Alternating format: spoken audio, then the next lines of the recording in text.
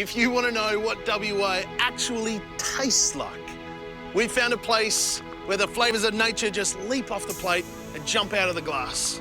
And this is it. This amazing place is Millbrook Winery and Restaurant. It's only 45 minutes southeast of Perth. It was established 20 years ago, but this place is amazingly connected to the earth. You'd swear it had been here forever. This deck and those views are reason enough alone to come here to Millbrook for lunch. And these ingredients are just singing off the plate. Is that 5 different types of fennel in one salad?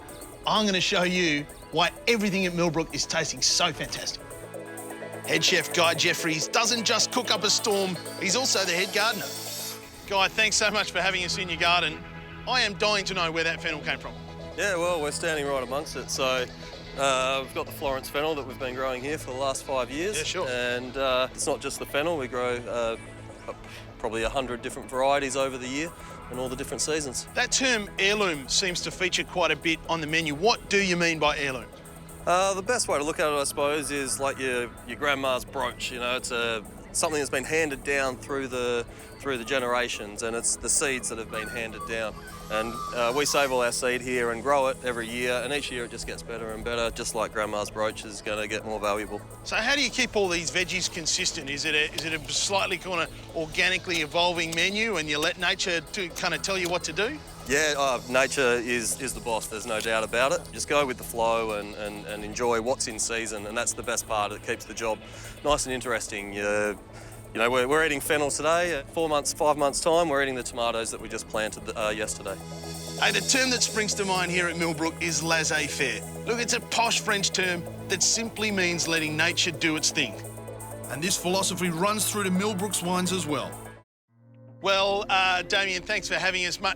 Glass of wine and a bottle of wine. I'm finally back in my comfort zone. Thanks for having us at Millbrook. No worries, welcome. Hey, you're doing some pretty interesting things with wild fermentation. What do you mean by that? So what we do with the Viognier, which you've tasted, is just press that straight to barrel and allow the yeast that are naturally on the outside of the grape take over and ferment the juice to wine. Often cultured yeast is used to create a more controllable, balanced ferment, whereas this is a little bit riskier, but we find it just makes a better wine. Mate, this Viognier is kick-ass. I love it.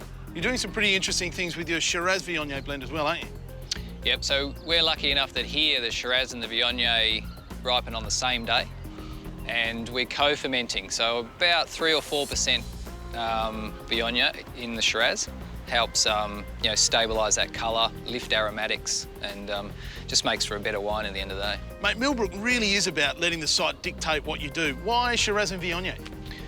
When we selected this site, Peter Fogarty, the owner, found that he really loved the Rhone varieties, and this region here is very similar in what the French call terroir to the Rhone Valley. Now, mate, you and I have got a big problem here. There's only one glass left. Too late. Cheers.